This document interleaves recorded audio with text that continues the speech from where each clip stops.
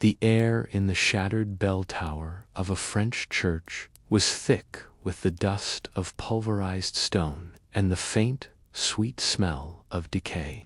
Through a jagged hole where a stained glass window once stood, an American marksman lay perfectly still, his body a seamless extension of the surrounding rubble. For over an hour, his world had been confined to the circular view through his M1903A4 Springfield's scope. His target, a German Wehrmacht officer studying a map with two subordinates, was just over 400 yards away.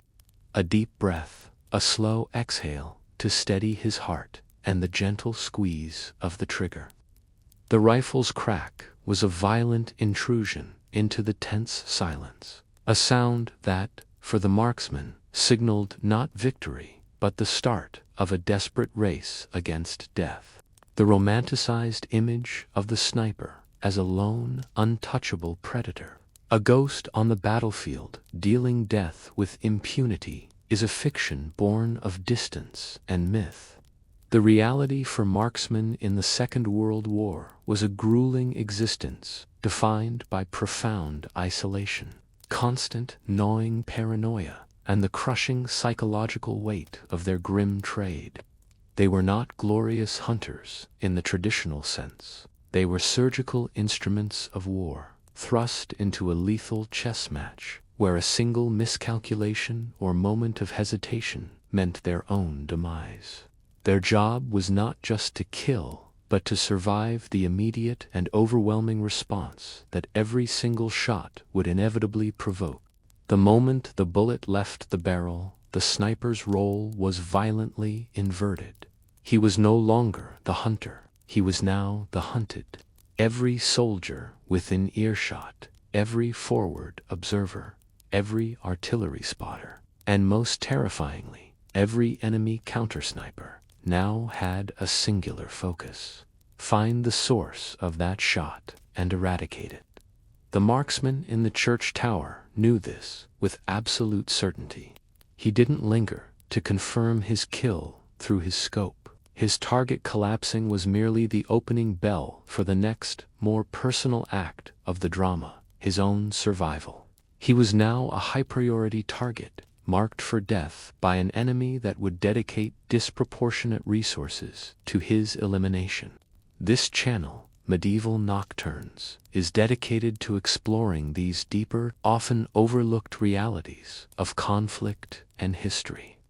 If you appreciate this detailed approach and want to support our journey into the authentic experiences of the past, please consider subscribing to the channel and enabling notifications. It helps us continue to create this content for you. The decision to pull the trigger was never a simple act of marksmanship. It was a complex and instantaneous calculation of risk versus reward. Was eliminating that specific officer worth betraying a perfectly concealed position that had taken hours or even days to prepare? Did the shot offer a clear tactical advantage, or was it a moment of opportunism that would lead to being trapped and systematically annihilated? This mental calculus, performed under extreme duress, was a constant burden. A successful shot was not an endpoint, but the trigger for a cascade of deadly consequences that the sniper himself had initiated. The very tool of his trade was his greatest betrayer. A rifle shot in World War II was a multisensory announcement of his exact location. The bright, momentary bloom of the muzzle flash could be spotted by a trained observer over half a mile away, providing an instant bearing. The sharp supersonic crack of the bullet, followed by the deeper boom of the rifle's report, arrived at different listening posts at minutely different times, allowing enemy sound-ranging teams to triangulate his position with chilling accuracy. In the dry, dusty conditions of a French summer, the rifle's muzzle blast would kick up a small, telltale puff of dust, a fleeting signature that was as good as a flare to the patient eyes of the enemy. Because of this inevitable betrayal, Stillness meant death. The moment the recoil subsided, the sniper was already in motion, a frantic but disciplined scramble away from the firing point.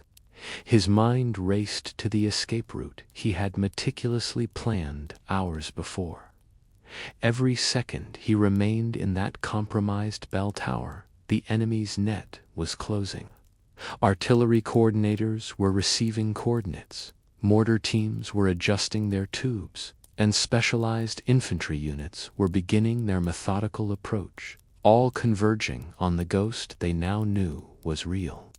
The sniper's world was one of perpetual motion, a nomadic existence, where every temporary home became a death trap the instant he performed his duty. The threat was not a vague possibility. It was a certainty, and it had a name: the counter-sniper. Both Allied and Axis forces quickly understood that a single, effective sniper could terrorize an entire sector, halting advances, demoralizing troops, and surgically removing key personnel like officers and machine gunners. The response was not merely to return fire, but to create a new breed of soldier, the sniper hunter. These were not regular infantrymen. They were specialists, often veteran marksmen themselves, equipped with the best technology available, and given a singular, chilling mandate to hunt and kill their enemy counterparts with methodical patience and ruthless efficiency. A German marksman peering through his advanced Zeiss ZF-42 scope would see not just potential targets, but a landscape of mortal danger. Allied counter-sniper teams were methodical and technologically adept. They established networks of observation posts, manned by soldiers whose only job was to scan the horizon with high-powered telescopes and binoculars for hours on end. They maintained detailed maps marking every potential sniper's nest, a church tower, a high window in a ruined factory, a dense copse of trees. Every shot fired by the German sniper was a new data point for them, a clue that would be analyzed, cross-referenced, and used to tighten the ever-shrinking cordon around him. The psychological weight of knowing that such dedicated teams were actively hunting you was immense. An Allied sniper operating in the dense hedgerows of Normandy experienced this paranoia in its purest form. He knew that German Scharfschützenopfer sharpshooter defense units were masters of the craft. They employed systematic, almost detective-like approaches. They would study the angle of a bullet striking a tree near their position, calculating the likely trajectory back to its origin. They listened for the distinct report of Allied rifles and noted the direction. Every glint of sunlight off a wet leaf, every rustle in the undergrowth could be the approach of an enemy hunter, patient and unseen. Soviet counter-sniper doctrine was equally methodical, but often brutally direct. The Red Army deployed sniper hunter teams who embodied a terrifying patience. They might study a single suspected German position for days, waiting for the smallest sign of activity. They were masters of baiting a trap. Sometimes the bait would be a helmet slowly raised on a stick, a classic but still effective trick. Other times, the reality was far grimmer. A soldier might be ordered to deliberately expose himself for a fleeting second, a human sacrifice to draw the German sniper's fire and force him to reveal his hideout. Once the trap was sprung and the German sniper took the bait, the Soviet response was swift and overwhelming. The hunters wouldn't just return fire. They would converge on the location from multiple, pre-planned angles. Mortar rounds would rain down, machine guns would saturate the area with suppressing fire, and squads of infantrymen would advance, all focused on a single man. The sniper who had fired the shot was now no longer a predator, but the epicenter of a localized, man-made storm of violence from which there was often no escape. The Americans and British meanwhile, emphasized technological solutions alongside tactical innovation. In the Pacific Theater, U.S. forces created specialized teams equipped with the M1C Garand, a semi-automatic rifle that offered a faster follow-up shot. More importantly, they were equipped with early, bulky infrared scopes, primitive by today's standards, but terrifyingly effective for night operations. A Japanese sniper, hidden and secure in the darkness, would suddenly find his position raked with accurate fire from an enemy he could not see. A phantom hunter, using technology to peel back the protective cloak of night. This perpetual state of being hunted created a profound and lasting psychological toll. The sniper's mind became a landscape of hypervigilance. He could never truly rest, even when miles behind his own lines. The skills that kept him alive on the front, constant observation, suspicion of every shadow, analysis of every sound, became a prison for his mind. He was caught in a paradox. To be good at his job was to become a priority target, to paint a bullseye on his own back, and to invite the undivided, lethal attention of the most skilled and patient killers the enemy had to offer. Every single shot was a calculated risk, a gamble where the sniper wagered his life against the value of his target. This was not just a turn of phrase, it was a literal, technical reality. The physics of firing a high-powered rifle created multiple signatures that sophisticated enemies could exploit with scientific precision. A sniper's greatest challenge was not hitting the target, but doing so without signing his own death warrant. The very act of firing his weapon initiated a forensic investigation, with the enemy as the detective and the sniper as the prime suspect. The muzzle flash, though lasting only a millisecond, was a beacon to the trained eye. Even in broad daylight, a German observer peering through a powerful trench telescope could spot the sudden star-like bloom of light from an Allied rifle. To mitigate this, snipers learned to fire from deep within darkened rooms, letting the shadows swallow the flash, or from behind thick vegetation. But this was a compromise. A deeper position often meant a narrower field of view, forcing the sniper to choose between concealment and tactical effectiveness. Every position was an imperfect solution to an unsolvable problem. Then there was the sound. A rifle shot creates two distinct noises: the sharp, supersonic crack of the bullet breaking the sound barrier as it passes by, and the deeper, resonant boom of the muzzle blast.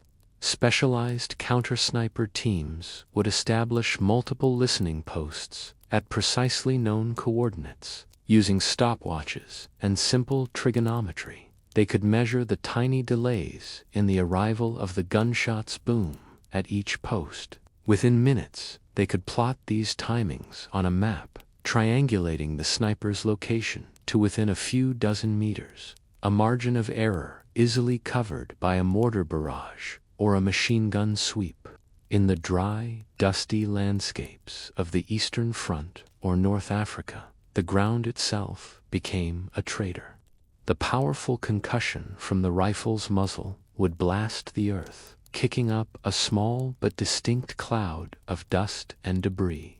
An alert enemy observer scanning the terrain wouldn't be looking for the sniper himself, but for this telltale puff of earth rising unnaturally from the landscape. Snipers learned to wet the ground in front of their position with water from their precious canteen supply, or lay down a damp cloth or tarp to suppress this signature, adding yet another layer of complex preparation to the simple act of taking a shot. Even a missed shot told a story. Experienced counter-sniper teams could analyze the path of a bullet with forensic precision.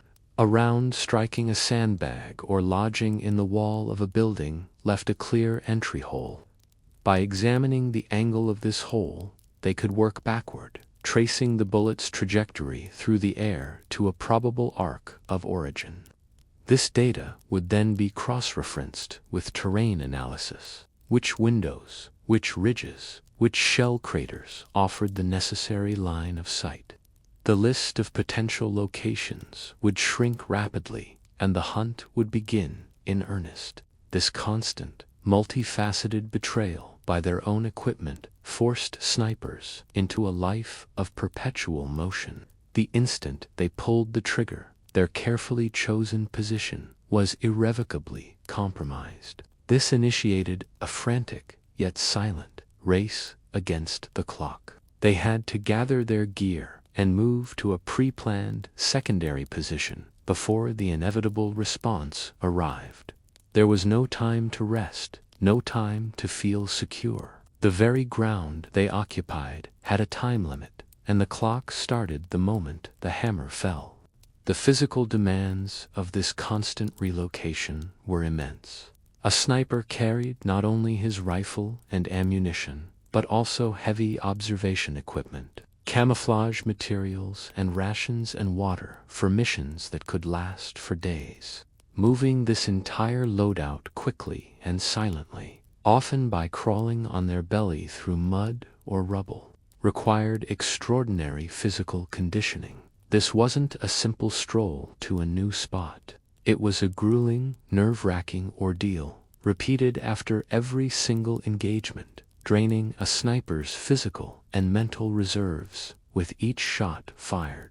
Beyond the constant threat of discovery and violent retribution, the sniper contended with a unique form of psychological torment that separated him from every other soldier on the battlefield.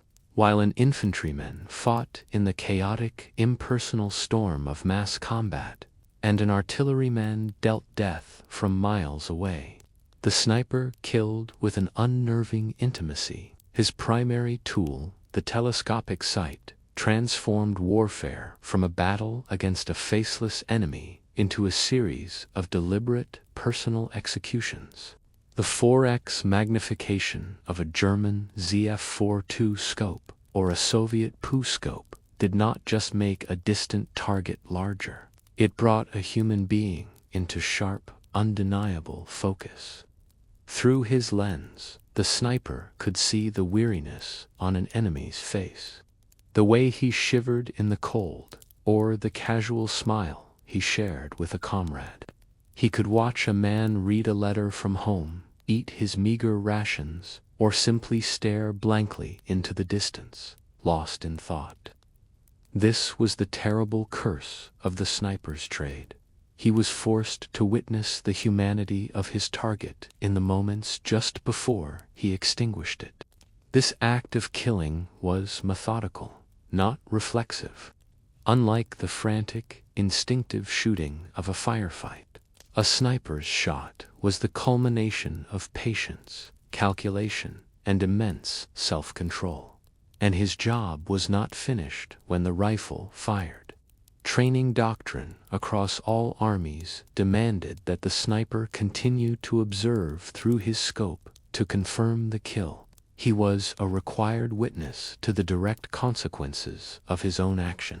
He had to watch the high-velocity round impact to see a human being who was alive and whole just a second before collapse in a heap, their life violently and instantly erased by his hand.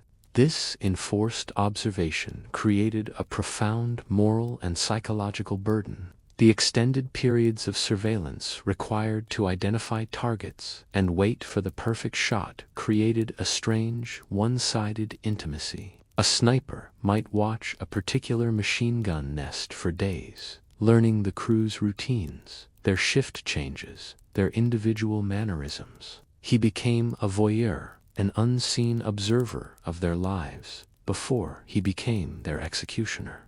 This process felt less like legitimate combat and more like a cold, premeditated act, challenging the traditional notions of honorable warfare that many soldiers held dear. The targeting of high-value individuals, while tactically essential, amplified this psychological strain.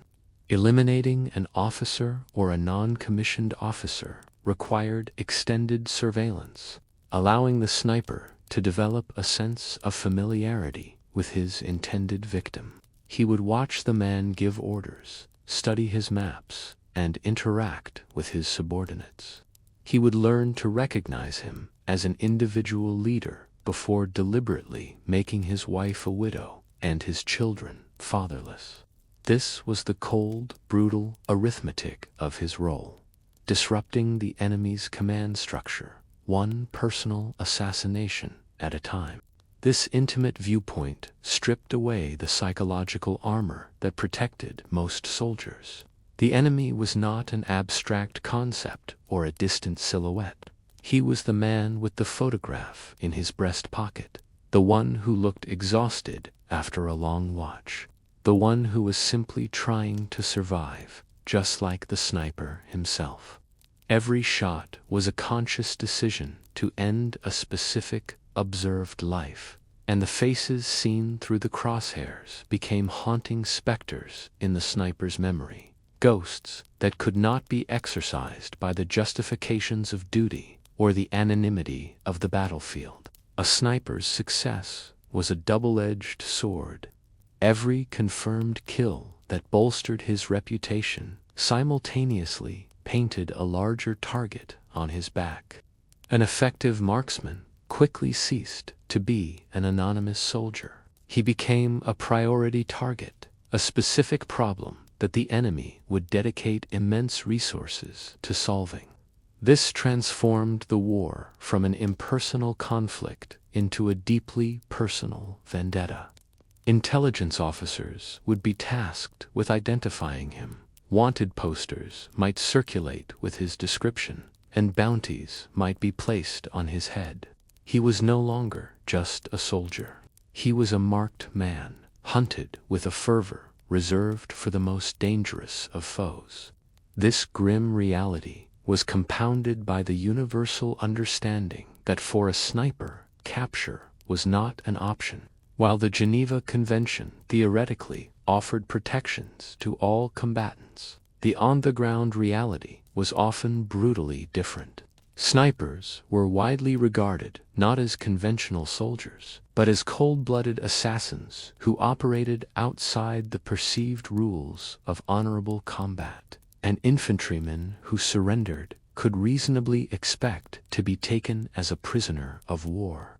A sniper could expect a bullet, a bayonet, or worse. This savage code was particularly true on the Eastern Front, a theater defined by its ideological fury and mutual contempt. Both German and Soviet forces developed a reputation for offering no quarter to captured snipers. A German marksman operating near Stalingrad knew with chilling certainty that if his position was overrun by Soviet troops, his specialized rifle and scope would be his death sentence. Surrender would, at best, lead to a summary execution.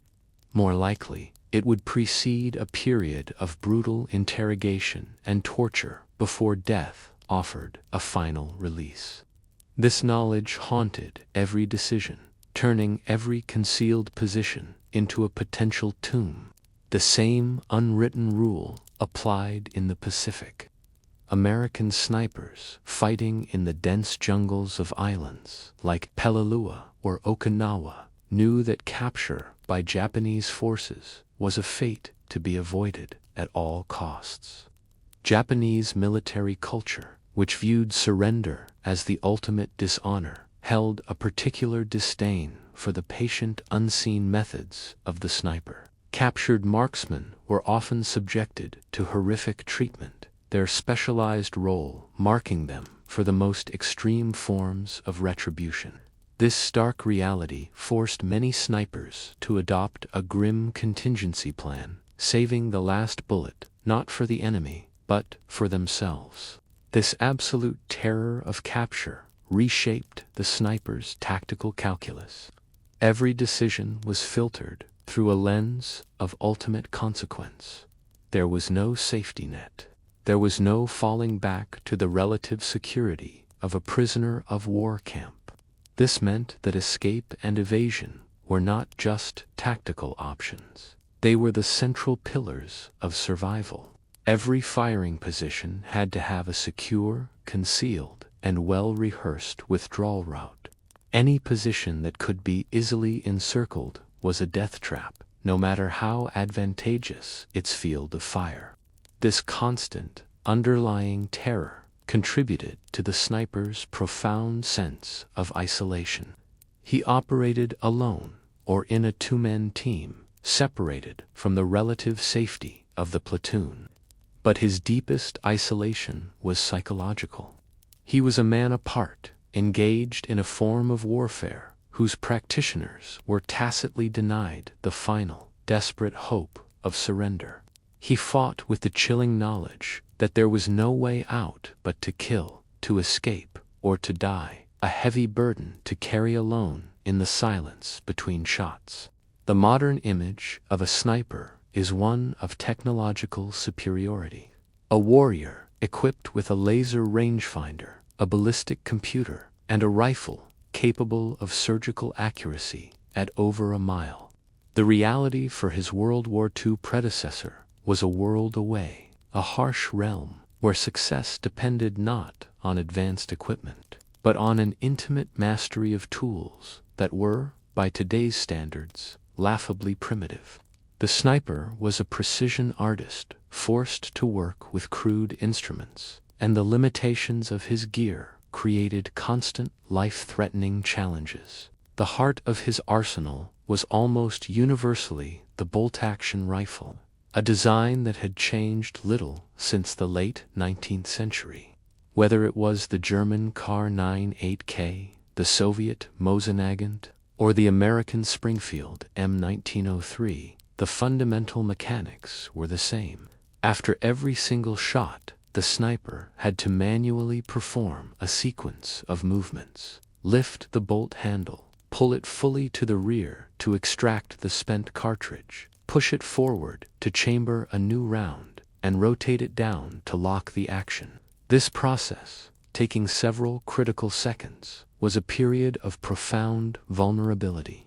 During these moments of mechanical manipulation, the sniper lost his sight picture, unable to observe the target area or see the effect of his shot. If a second target of opportunity presented itself, he was helpless to engage. If his first shot wounded an enemy who was now scrambling for cover, a rapid follow-up was impossible. This mechanical delay forced an extreme selectivity upon him. Engaging one enemy often meant accepting that others would escape, or worse, use those precious seconds to pinpoint his position and return fire. While American forces did introduce semi-automatic sniper rifles, like the M1C, and these were not a perfect solution. They offered a faster rate of fire, but this came at a cost. They were generally considered less inherently accurate than the meticulously prepared bolt-action rifles. Furthermore, the Garand had its own unique auditory signature, the loud, distinctive ping of its 8-round en-bloc clip ejecting after the final shot. To an alert enemy, that metallic sound was an unambiguous announcement that the sniper was reloading and momentarily out of the fight, a signal that could trigger a deadly assault. The optical systems, the sniper's eyes, were another significant technological hurdle. The most advanced scopes of the war, like the German ZF-42, typically offered a fixed magnification of only 4x. The Soviet PU scope provided 3.5x. This is a far cry from the 25x, or higher magnification common today. This limited a sniper's ability to positively identify targets at long range and engage them with confidence. The field of view through these scopes was also notoriously narrow, like looking at the world through a soda straw, making it incredibly difficult to track moving targets or maintain situational awareness of the surrounding battlefield. The quality of the glass itself was a persistent issue. Wartime production pressures meant that lenses were often inconsistent, suffering from visible distortions, poor light transmission that hampered shooting at dawn or dusk, and a lack of modern anti-reflective coatings. This last point was not just a matter of clarity, it was a matter of life and death.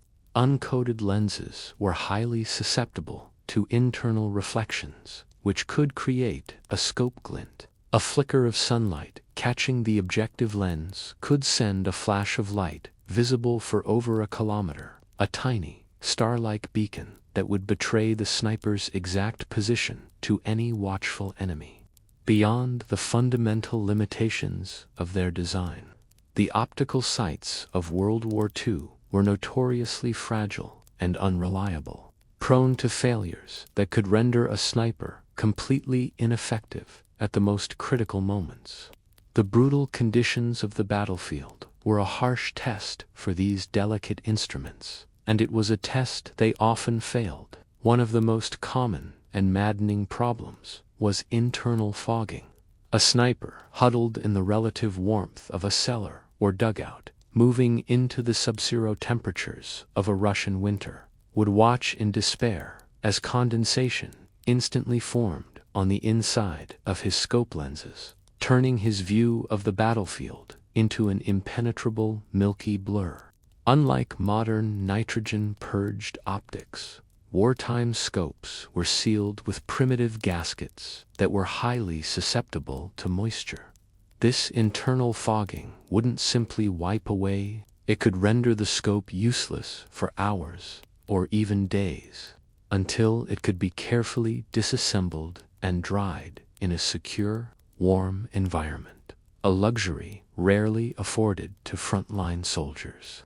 Soviet snipers operating during the siege of Stalingrad frequently reported this issue, their scopes becoming useless tubes of frosted glass at the very moment a target appeared, leaving them effectively blind and helpless. The mechanical reliability of these scopes was equally suspect. The adjustment mechanisms for windage and elevation were crude by modern standards.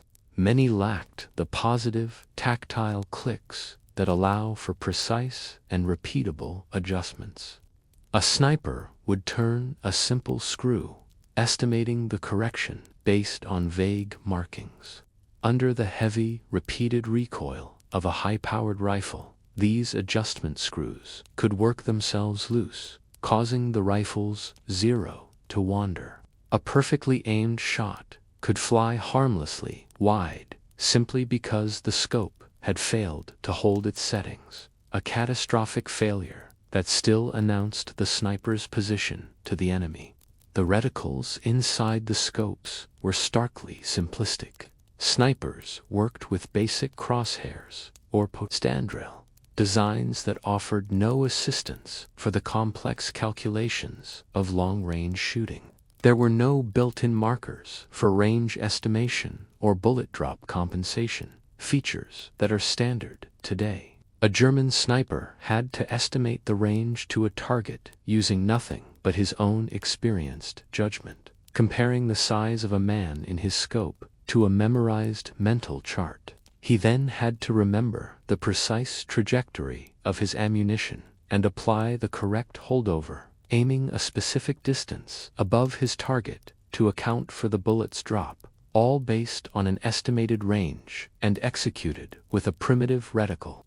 Even the systems used to mount the scope to the rifle were a significant point of failure, often utilizing side mounts that lacked the rock-solid stability of modern designs.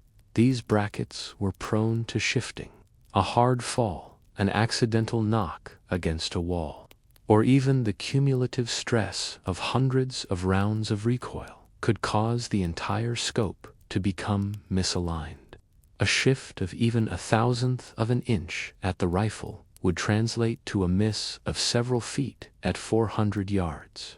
This forced snipers into a constant, paranoid ritual of checking and rechecking their rifles zero whenever possible, knowing that their instrument of precision could betray them at any moment. The cumulative effect of these technological shortcomings was to place an immense and unforgiving mental load on the sniper. Without reliable tools, he had to become the ballistic computer. He had to estimate the wind by watching the dance of heat mirage through his flawed scope, calculate for temperature and altitude with no instruments, and then filter all of this complex data through the lens of a rifle that he could never fully trust. A miss was not just a tactical failure. It was a devastating outcome for a risk that involved his own life, a risk taken with fragile tools that were often not up to the task. The modern sniper is a master of concealment, aided by scientifically designed camouflage patterns and lightweight synthetic ghillie suits that flawlessly mimic the surrounding environment.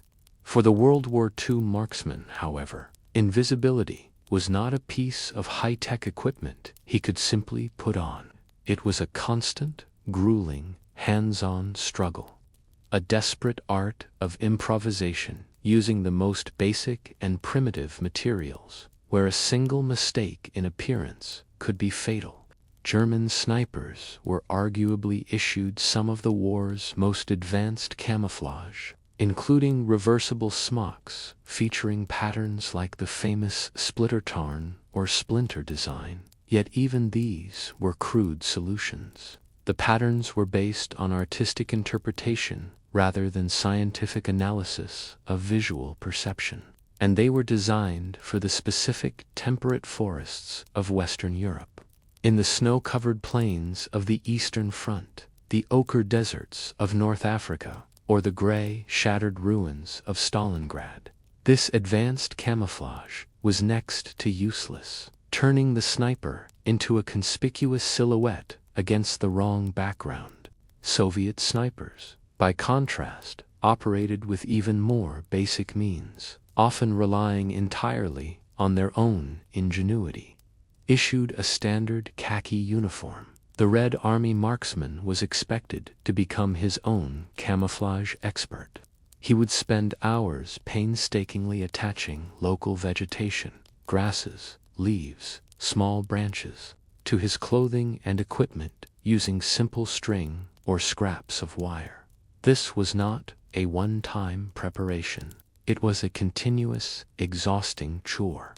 The foliage had to be constantly refreshed as it withered and changed color, and it had to be adapted every time the sniper moved to a new area with different vegetation, another layer of meticulous, life-sustaining labor.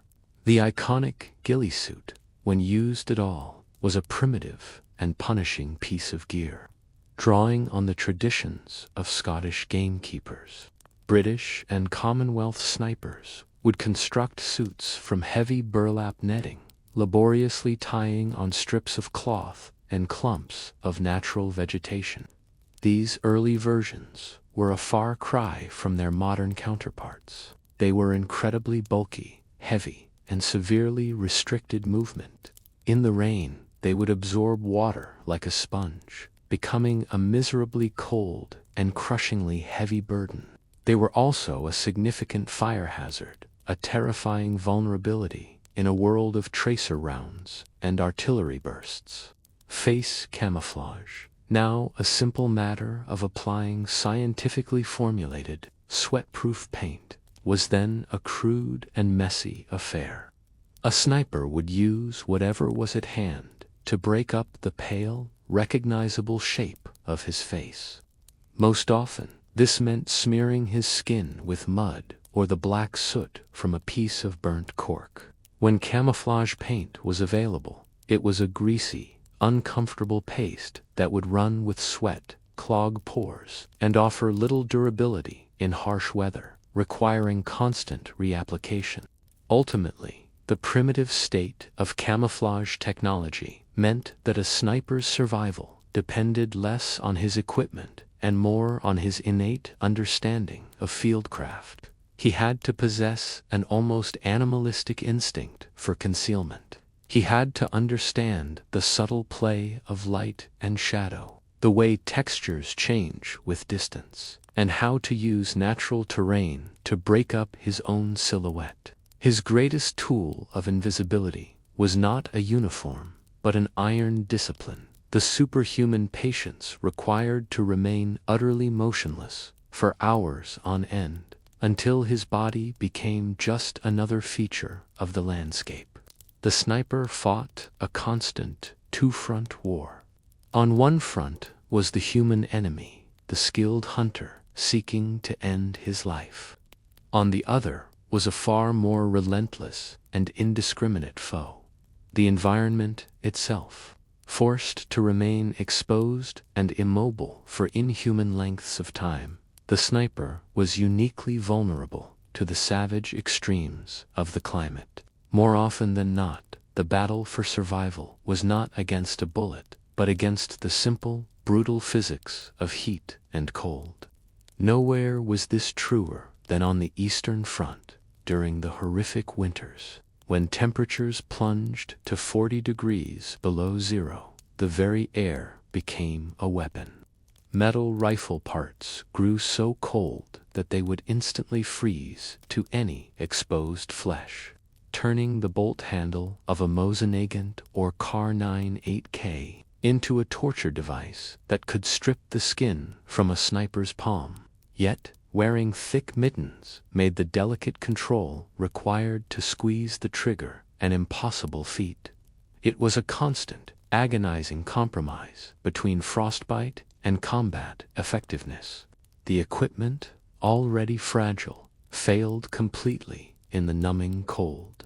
Lubricants inside the rifle's action would congeal into a thick, useless paste, causing bolts to seize and cartridges to jam at the moment of truth. Firing pins, made brittle by the frost, could shatter upon impact. The sniper's precious scope, his window to the world, would develop insidious ice crystals on its internal lenses, rendering it utterly opaque. His primary tool was not just unreliable, it was actively dismantled by the climate. The human body fared no better. Lying motionless in a snowdrift for 6 to 8 hours, the sniper's own life force would begin to ebb. Frostbite was a constant and insidious threat, claiming fingers, toes, and ears with ruthless efficiency. His trigger finger, the key to his profession, was often the first casualty, becoming numb and useless from prolonged exposure. In the biting wind, the very moisture on his eyeballs would begin to freeze, creating a painful crust of ice that blurred his vision and had to be manually, agonizingly cleared. In the desert campaigns of North Africa, the enemy was the opposite extreme, but no less deadly. Here, under a sun that drove temperatures well above 120 degrees Fahrenheit, a rifle left exposed for even a few minutes would become a branding iron. The metal barrel and receiver grew hot enough to inflict serious burns on contact with bearskin. The air itself became a visual obstacle, with shimmering heat mirages rising from the desert floor, distorting the view through the scope and turning accurate range estimation into a game of pure guesswork. The fine, abrasive desert sand was a relentless, mechanical foe.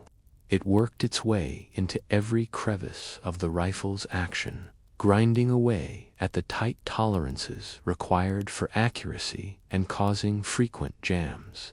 It would scratch and pit the delicate lenses of a scope and clog the fine threads of its adjustment knobs. Cleaning the weapon required vast amounts of fresh water, a resource more precious than ammunition.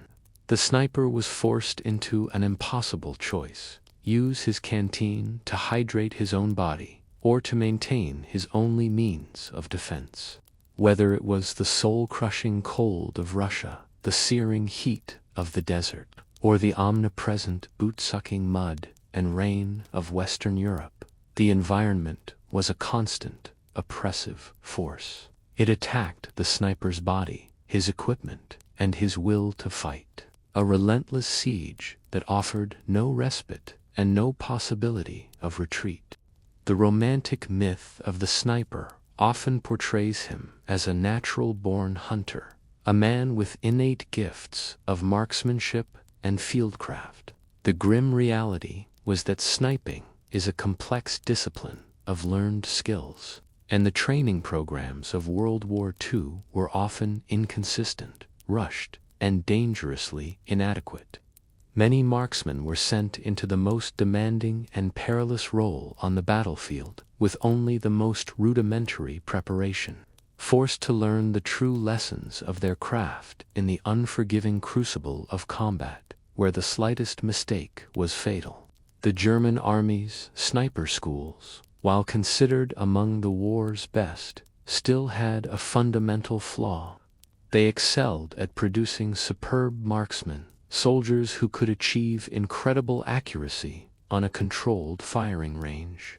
However, these programs often focused heavily on the technical aspects of shooting, while providing insufficient instruction in the subtle arts that truly determined survival. Advanced camouflage, patient stalking, and the analytical observation skills needed to outwit an enemy hunter. Many German snipers arrived at the front as expert shots who tragically lacked the fieldcraft to stay alive. Soviet sniper training varied wildly in quality, especially early in the war. Under the desperate conditions of the German invasion, many courses were hastily assembled, lasting only a few weeks. They taught a soldier how to operate and sight his Mosin-Nagant rifle, but little else. While specialized schools, like the Central Women's School for Sniper Training, provided more comprehensive months-long instruction, the majority of male snipers were products of these abbreviated programs. They learned the most critical lessons of their trade through a brutal process of trial and error, a curriculum where the price of failure was their own life. The United States military entered the war with no standardized army-wide sniper program at all. The task of training marksmen was left to individual divisions, resulting in a lottery of competence. A soldier designated as a sniper in one unit might receive excellent, practical instruction from an officer who was an experienced hunter or competitive shooter. In another unit, the best shot in a platoon would simply be handed a scoped Springfield rifle with minimal instruction, expected to figure out the rest on his own. He was a sniper in name and equipment only, a terrifyingly unprepared novice in a game of experts. A universal and critical deficiency across all armies was the almost complete absence of dedicated spotter training. The modern sniper team is a two-person partnership with a spotter who handles observation, range estimation, wind calls, and security, freeing the shooter to focus solely on the shot. In World War II, this concept was barely developed. A sniper almost always worked alone or with another infantryman who had no specialized training. He was forced to be his own spotter, constantly dividing his attention between scanning for targets, calculating firing solutions, and watching his own back, making him less effective and far more vulnerable. This lack of preparation had lethal consequences. The high casualty rates among new snipers were a direct result of these training gaps. A fresh marksman, no matter how accurate his shooting, would make a rookie mistake in fieldcraft, choosing an obvious landmark as a firing position, moving carelessly between hides, or failing to notice the subtle signs that an enemy countersniper was patiently watching him. These were the fatal lessons that a proper training regimen should have taught, but which were instead learned on the job in a profession that rarely gave a second chance. Beyond the battlefield, the sniper fought a hidden war against an enemy of a different sort: his own army's overstretched and indifferent supply chain. In the grand industrial scale of World War II, a logistical system designed to arm and feed millions of infantrymen, had little time or resources for the unique needs of a handful of specialists. The sniper, a craftsman who required tools of precision, was often left to fend for himself, his effectiveness crippled by shortages of the very equipment that defined his role. The most critical failure was in the supply of ammunition. A sniper's rifle is only as good as the cartridge it fires, and long-range accuracy demands match-grade ammunition manufactured to exacting tolerances for consistent performance. However, this precision ammunition was a low priority for factories churning out billions of standard infantry rounds. A German sniper on the Eastern Front would be lucky to be rationed a few match-grade cartridges a day. More often, he was forced to use the same generic ammunition as the common soldier, a decision that turned precision shooting into a lottery. Standard-issue rounds were plagued with inconsistencies in bullet weight, powder charge, and even case dimensions. At 100 yards, the difference was negligible.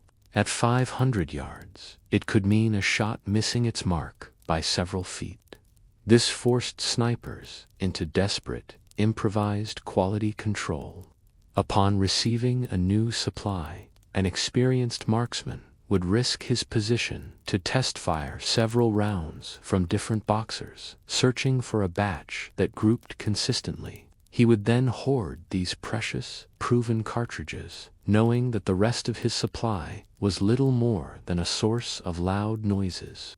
The problem of replacement parts was just as severe. A sniper's rifle and scope were specialized instruments. If a lens on his ZF-42 scope cracked, or the delicate mounting bracket warped, he couldn't simply get a new one from the company armorer. These parts were manufactured in limited numbers and were often unavailable at the front. A sniper with a damaged scope was instantly demoted to a regular infantryman, albeit one burdened with a heavy, slow-firing rifle that was now functionally useless for its intended purpose. This scarcity forced snipers to become field-expedient gunsmiths, often with disastrous results. They would attempt to repair their delicate optics in muddy foxholes with crude tools, trying to clear internal condensation or fix a loose adjustment screw. More often than not, these desperate repairs introduced new problems, scratching lenses or stripping fine threads, further degrading the performance of their already fragile equipment.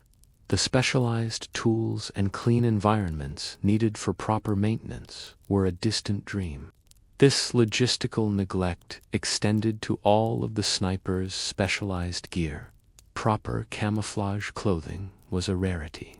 Advanced cleaning solvents, precision tools, and even basic lens cleaning supplies were luxuries seldom seen. The sniper was a warrior tasked with a mission that demanded perfection, yet he was consistently denied the tools to achieve it. This constant battle against his own substandard and failing equipment was an exhausting, morale-sapping struggle that was every bit as draining as the fight against the enemy. Behind the celebrated stories of legendary marksmen lies a far grimmer and more truthful narrative, one written in the cold calculus of casualty statistics. For every sniper who survived to become a hero, dozens more became anonymous entries in their unit's list of the dead and wounded. The operational lifespan of a sniper in World War II was often brutally short. The very nature of their high-risk, high-priority role meant they were targeted with an intensity that resulted in staggering attrition rates across every front. The Battle of Stalingrad, often glorified as the ultimate sniper's duel, was in reality a charnel house for marksmen on both sides. German sniper units engaged in the 5-month siege suffered casualty rates approaching a catastrophic 85%. These losses were not typically the result of dramatic one-on-one duels, but from the brutal realities of urban warfare. A sniper's hideout in a ruined factory could be obliterated by a single tank shell, or systematically surrounded and assaulted by Soviet teams who used the labyrinthine rubble to approach unseen. Soviet snipers in the city fared little better, with some units experiencing turnover rates exceeding 70% during the most intense phases of the fighting. The close-quarters nature of the city negated the sniper's chief advantage: standoff distance. Engagements often took place at ranges under 200 meters, well within reach of grenades, machine guns, and flamethrowers. The very act of establishing a fixed position in such a fluid and chaotic environment was an invitation to a violent, localized counterattack. In the Pacific Theater, U.S. Marine snipers faced a different kind of hell, but one with equally grim statistics. During the brutal 6-month Guadalcanal campaign, Marine sniper teams sustained casualty rates of approximately 60%. On the island of Peleliu, the 1st Marine Division's scout sniper platoon was nearly wiped out, losing almost 75% of its strength. The dense jungle, while offering concealment, was a double-edged sword, allowing highly disciplined Japanese defenders to infiltrate their positions and attack at point-blank range. The Normandy campaign after D-Day presented its own unique set of lethal challenges. The Bocage country, a patchwork of small fields divided by thick, ancient hedgerows, was a defender's paradise. British and Commonwealth sniper sections thrust into this landscape suffered heavily, with some units losing over 40% of their marksmen in the first month of fighting. German snipers, firing from long-established and perfectly concealed positions, could pick off Allied snipers who were forced to advance across unfamiliar and exposed terrain. Ultimately, the greatest threat to a sniper was not another rifleman's bullet. The number one killer, accounting for a vast portion of sniper casualties, was artillery and mortar fire. A sniper's effectiveness depended on remaining in a static, concealed position. But once that position was even generally identified, it became a magnet for indirect fire. An entire grid square could be saturated with high explosives to eliminate one suspected marksman. The myth of the invisible ghost on the battlefield dissolves in the face of this brutal reality. The sniper was a fixed target, and in a war of overwhelming firepower, fixed targets did not last long. For the rare sniper who survived the statistics, the return from the front lines was not an escape from the war, but merely a transition to a different, more internal battlefield. The most profound and lasting wounds he carried were not from shrapnel or bullets, but were etched into his psyche. The very traits required for his survival in combat: extreme patience, hypervigilance, and emotional detachment, became a prison for his mind, isolating him from the very comrades with whom he served. An infantryman could find solace in the shared experience of his squad, the chaos of a firefight faced together. But the sniper's war was a silent, solitary affair. He spent countless hours, sometimes days on end, utterly alone, or with a single partner, in a cramped, concealed hide. This profound isolation created a psychological vacuum where the grim realities of his work could fester. There was no one to share the gnawing tension with, no boisterous camaraderie to break the silence. Only the endless, patient observation and the quiet contemplation of the act he was about to commit. This isolation extended beyond the battlefield. Even when back among his own men, the sniper was often a man apart, viewed with a mixture of awe, respect, and suspicion. His method of killing, deliberate, methodical, and chillingly personal, was fundamentally alien to the reactive, chaotic violence experienced by the average soldier. He was seen as a different kind of warrior, a cold and calculating executioner. This perception, whether fair or not, created a social barrier, a sense of alienation that left many snipers feeling like outsiders within their own army. The mental discipline that kept him alive became a curse. A sniper could never truly relax. His mind, conditioned to see threats in every shadow and to analyze every distant movement, could not simply switch off. The rustle of leaves, a glint of light on a piece of metal, a sudden noise, all the things a normal soldier might ignore, were potential death sentences to the sniper, and his brain remained locked in this state of high alert. This hypervigilance, essential for survival on a mission, became a source of constant, draining anxiety away from it. Furthermore, the sniper was often denied the immediate, shared validation that reinforced the morale of other soldiers. When an infantry platoon took an objective, the success was tangible, immediate, and celebrated as a group. A sniper's victory was often invisible and delayed.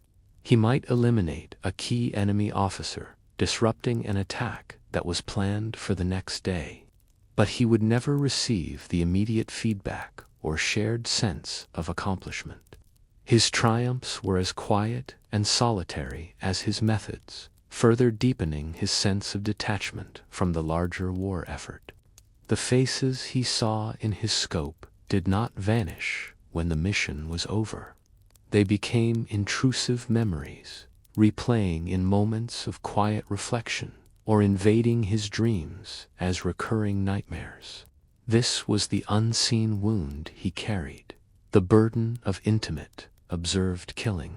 He returned from his lonely vigils carrying the weight of these memories alone, a silent participant in a personal war that would continue to rage in his mind long after the guns fell silent. Compounding the physical dangers and psychological burdens was a more subtle but deeply corrosive challenge: the institutional ambivalence of their own military leadership. While frontline commanders understood and valued the devastating impact of a skilled sniper, the higher echelons of command often viewed them with a mixture of necessity and distaste. Sniping, with its deliberate, hidden, and personal nature, clashed with the traditional military doctrines that prized direct confrontation and the heroism of massed formations. The sniper was a vital weapon, but one that many armies were culturally uncomfortable wielding. In the German Wehrmacht, this reluctance was rooted in 19th-century Prussian military traditions that emphasized honorable, decisive battle. Senior officers, trained in academies that glorified the cavalry charge and the infantry assault, often regarded sniping as a form of dishonorable assassination. It was a necessary evil of modern warfare, but it was not the proper business of a soldier.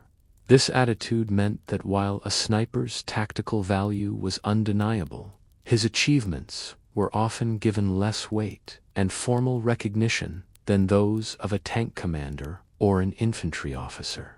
This institutional bias was reflected in the stringent requirements for awards and decorations. For a German sniper to have a kill officially confirmed, it often required witness statements and exhaustive documentation.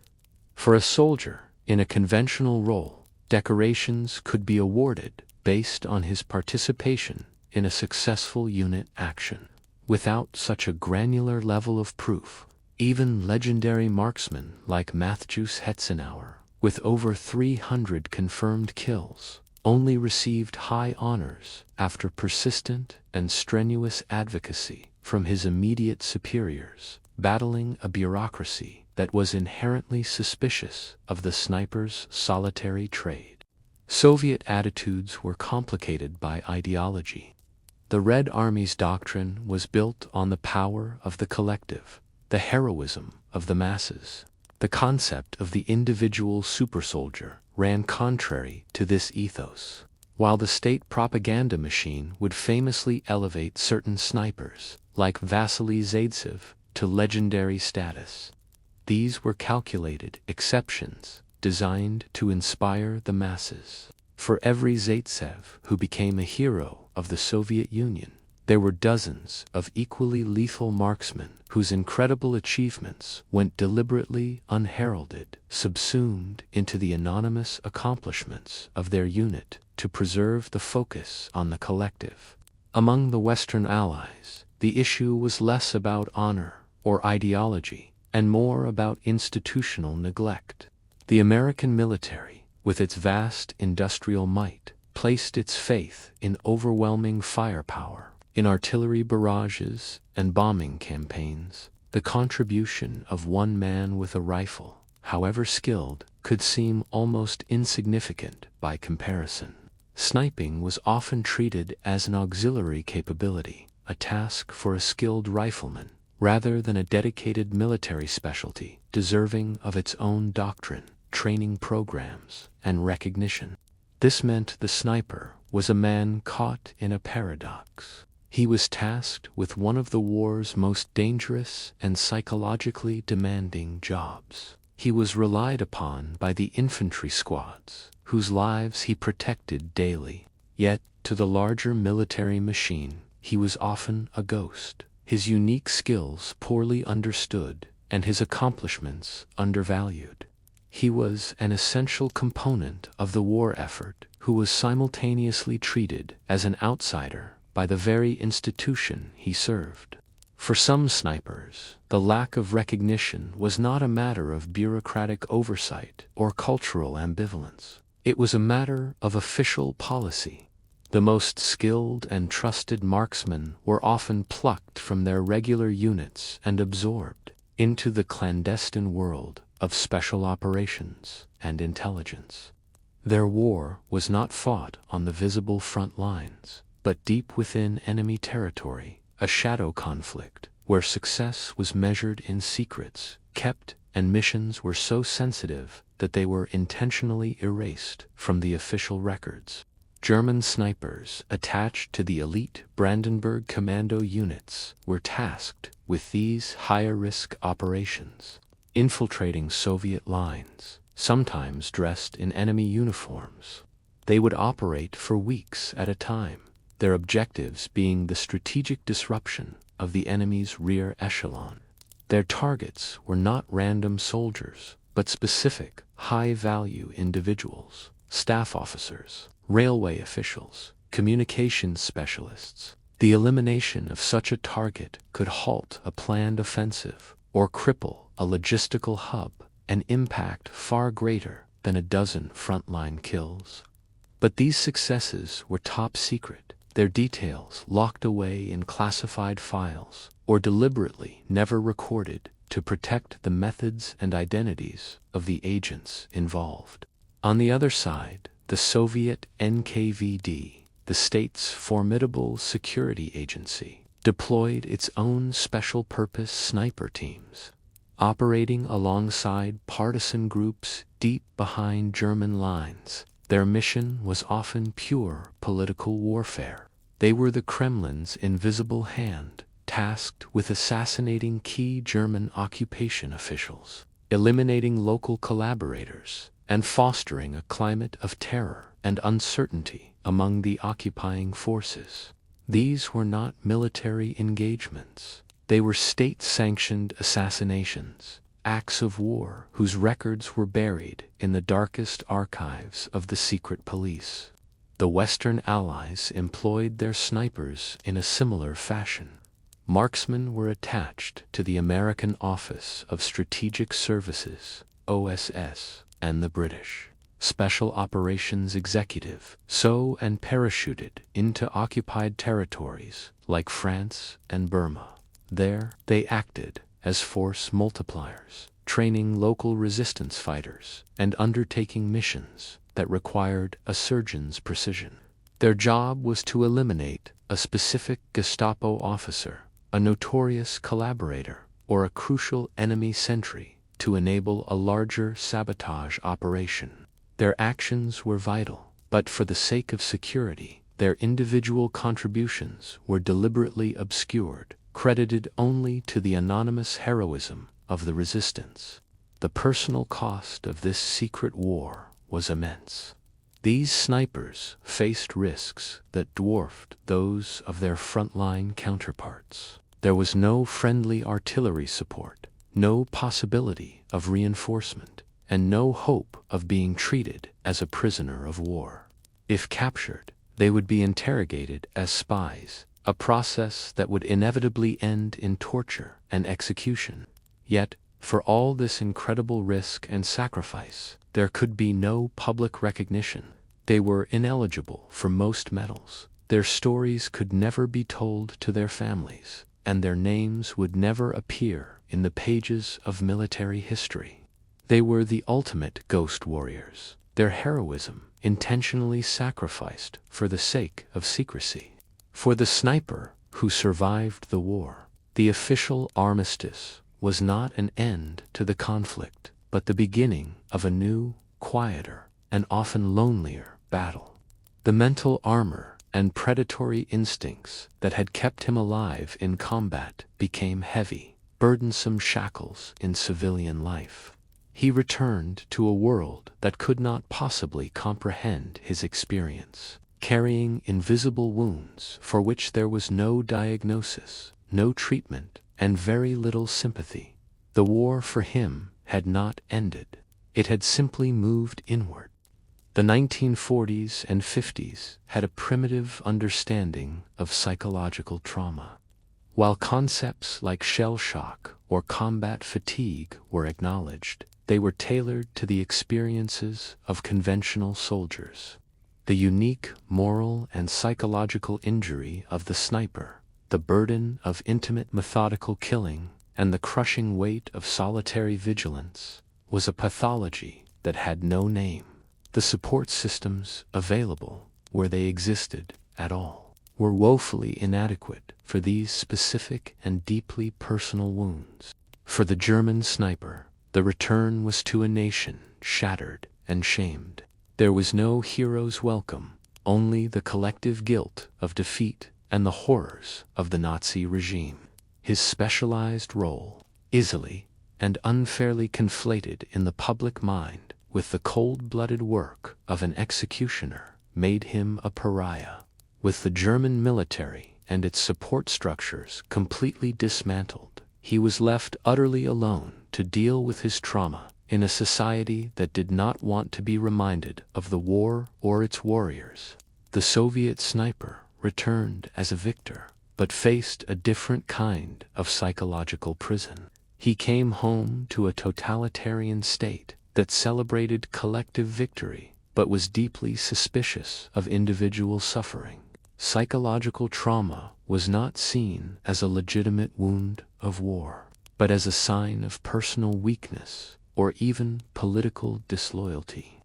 A sniper haunted by the faces in his scope was expected to bury his pain beneath a stoic facade, to be a silent monument to Soviet strength. To admit to nightmares or anxiety was to risk official censure in a society that had no place for broken heroes. Allied snipers in America and Britain found more established veteran support systems, but these too were ill-equipped to help. The treatment programs were designed for the shared, chaotic trauma of infantry combat. A therapist could understand the fear of an artillery barrage, but how could a sniper articulate the slow, peeping horror of watching a man through a scope for hours before killing him?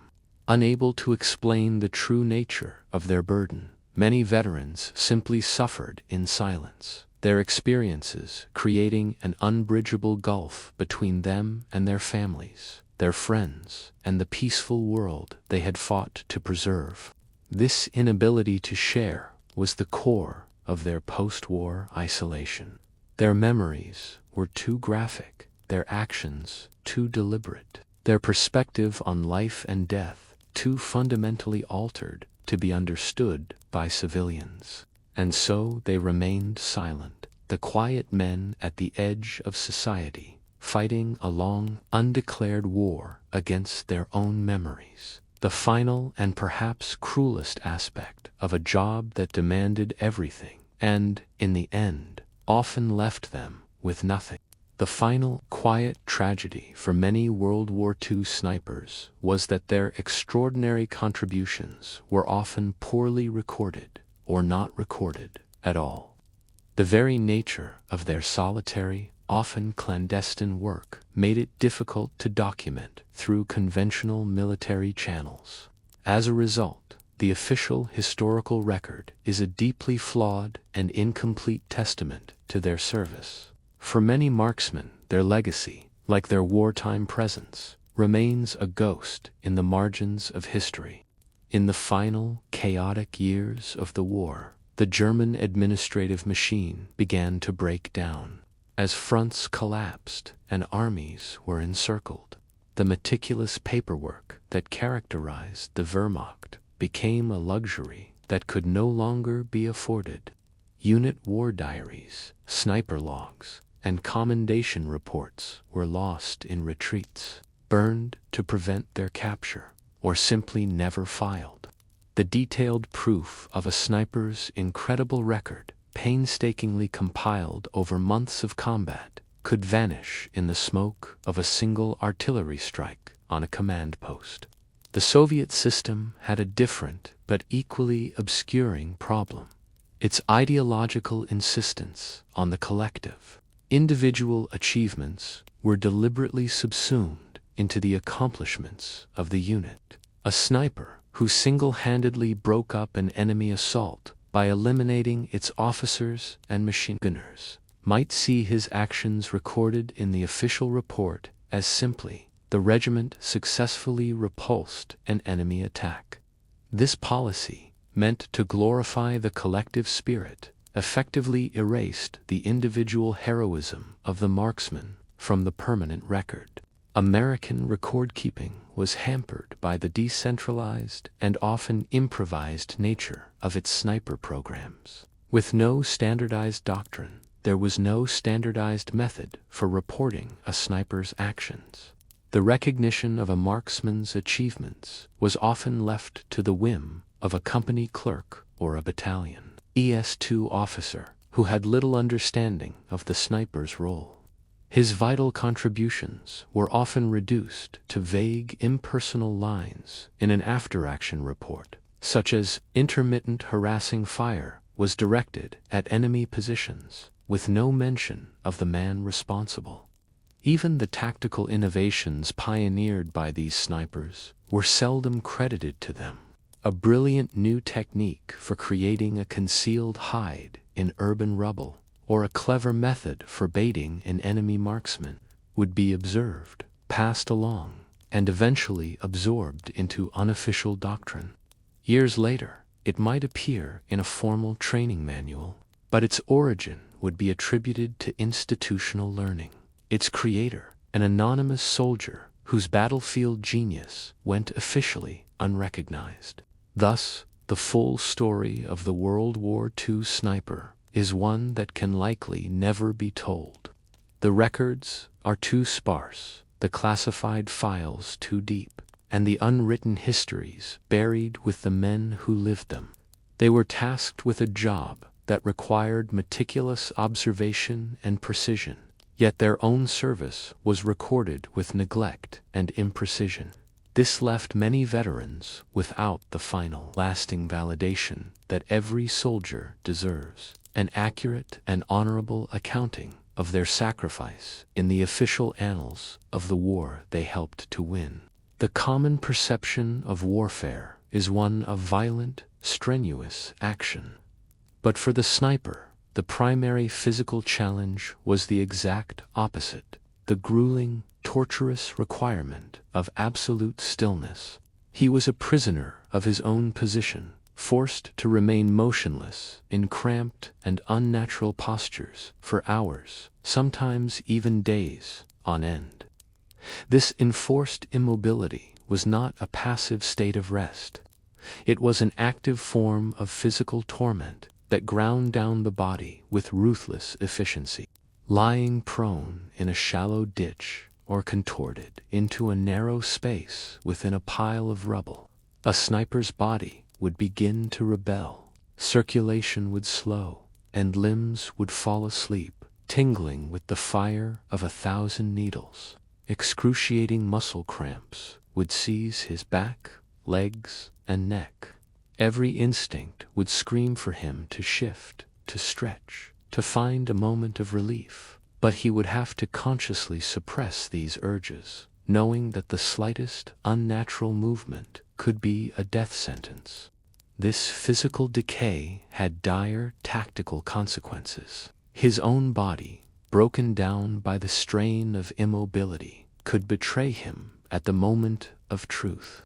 The cumulative effect of this abuse was a legacy of chronic pain. Many snipers who survived the war were plagued for the rest of their lives by debilitating back and knee problems. Staring intently through a narrow, primitive scope for hour after hour induced severe eye strain, powerful headaches, and a constant, burning fatigue. The world would blur, and his focus would waver, forcing him to fight a constant battle against his own physical limitations, simply to maintain a clear view of his target sector. This slow-motion physical collapse did not happen in a vacuum. It was compounded by the misery of extreme temperatures. The physical pain was a constant, grinding baseline of suffering that magnified every other challenge. It was another unseen front in the sniper's personal war, a battle fought against the very limits of his own physical endurance. A new and insidious enemy would inevitably emerge. The relentless advance of sleep deprivation was a catastrophic liability, a slow and methodical dismantling of the sniper's mind and body. For a two-man team, one would stand watch, while the other attempted a shallow, fitful rest. But this was not restorative sleep. Always conscious of the proximity of the enemy and the knowledge that a single lapse in their shared vigilance could be fatal for them both. As the hours without rest bled into days, the sniper's mind would begin to betray him. The complex mental mathematics required for a difficult shot, calculating bullet drop, wind deflection, and target lead, would become a fog of confusion. His reaction time would slow, his judgment would become impaired, and his memory would falter. He would struggle to recall the details of his escape route or the specifics of his orders. His greatest weapon, his sharp and analytical mind, was being blunted by the sheer biological need for sleep. A sniper, straining to keep his eyes open, would find his consciousness winking out for a few seconds at a time, his head snapping up with a jolt of adrenaline and panic. In that brief, involuntary lapse, a patrol could have walked past, a target of opportunity could have appeared and vanished, or an enemy hunter could have spotted his slumped, unconscious form. Each instance was a terrifying reminder of his own failing endurance. Paranoia would intensify, and his sleep-starved brain would begin to create phantoms. The whisper of the wind through the grass could sound like the crawl of an approaching enemy. The shadows at dusk would seem to coalesce into human forms. He was trapped in a waking nightmare, unable to trust his own perceptions, fighting a desperate battle, not just for his life, but for his very sanity, in the loneliest and most vulnerable place on Earth. This was the sniper's secret war of attrition, fought against the limitations of his own biology. He was a man forced to defy one of the most powerful human drives in order to do his job, And the price was a systematic breakdown of everything that made him an effective soldier. The constant, grinding struggle to simply stay awake was one of the most brutal and least celebrated battles he had to endure. Every battlefield presented its own specialized brand of misery.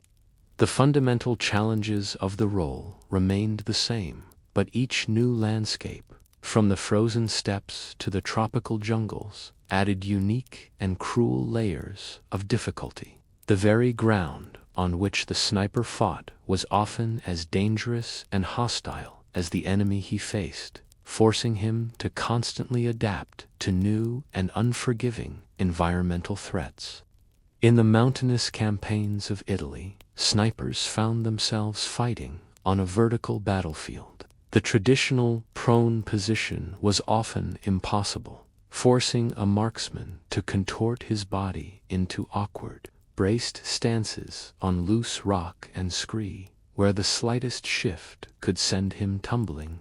The altitude itself became a variable, the thinner air altering his bullet's trajectory in ways his sea-level training had never prepared him for, causing carefully aimed shots to fly high over their targets. A clear, sunny morning could vanish in minutes, replaced by a dense, sight-obscuring fog that rendered the sniper completely blind. The acoustics of the valleys were another betrayer. The sharp crack of a rifle could echo for miles, giving away a sniper's general location, or worse, trigger a deadly rock slide or a catastrophic avalanche that would bury him beneath tons of rock and snow. The dense jungle vegetation, while offering superb concealment, also reduced visibility to almost nothing. A marksman trained for engagements at 500 yards or more now found himself fighting a close-range war, where a clear line of sight beyond 100 yards was a rare gift. This claustrophobic environment fundamentally changed his role, forcing him to engage in vicious, point-blank firefights, more akin to an ambusher than a long-range specialist. But the jungle's most insidious weapons were microscopic. The relentless, salt-laden humidity caused an aggressive rust to bloom on metal weapon parts within hours, requiring constant, obsessive maintenance. Far more dangerous were the tropical diseases, malaria, dengue fever, and a host of debilitating parasitic infections were rampant. These silent, invisible enemies could incapacitate a sniper for weeks, taking him out of the fight more effectively than any Japanese counter-sniper. The enemy was the omnipresent mud. The earth, churned into a bottomless quagmire by ceaseless rain and artillery fire, was an all-consuming entity. It clogged rifle mechanisms, caked onto scope lenses, and made every movement a slow, exhausting struggle. Snipers would spend days in waterlogged foxholes, their bodies perpetually soaked and cold, leading to agonizing conditions like trench foot, which could rot the flesh from their bones and lead to amputation. The simple, desperate battle to stay dry was often a losing one. The forces arrayed against the sniper were not merely happenstance patrols or reactive infantry squads. As the war progressed, the art of countersniping evolved into a deadly and methodical science. Both sides developed specialized hunter-killer teams, elite units whose sole purpose was to track, trap, and eliminate enemy marksmen. To be a sniper was to know that somewhere on the other side of the line, a team of patient, skilled professionals was studying your every move, waiting for the single, tiny mistake that would cost you your life. German counter-sniper units operated with a cold, analytical precision. They would establish observation posts equipped with powerful telescopes and meticulously map out their sector, noting every potential sniper's hide. They were forensic investigators of the battlefield, analyzing bullet trajectories from impact points and using sound-ranging equipment to triangulate firing positions. Their approach was to turn the sniper's greatest asset, his concealment, against him, using technology and patience to systematically narrow down his location until he had nowhere left to hide. The Red Army's sniper hunter teams employed a different, often more brutal, philosophy centered on patience and deception. They would spend days observing a single, suspected enemy position, resisting the urge to engage. Their primary tactic was to bait the trap. This could involve a simple decoy, like a helmet raised on a stick, but often took a much grimmer form. They might dress a mannequin in a Soviet uniform and place it in a deliberately exposed position. Or, in a testament to the brutal calculus of the Eastern Front, they would sometimes order a soldier to intentionally draw fire, sacrificing a pawn to locate the enemy's king. Once a sniper revealed his position by taking the bait, the Soviet response was not a simple shot in return, but a coordinated and overwhelming assault. Pre-sighted mortar would rain down on the location. Machine guns would saturate the area to pin the sniper in place, and multiple teams of hunters would advance along pre-planned, covered routes. Their goal was not just to kill the sniper, but to annihilate the position, ensuring there was no possibility of escape. The Western Allies, particularly the Americans, often countered with overwhelming firepower and systematic sweeps.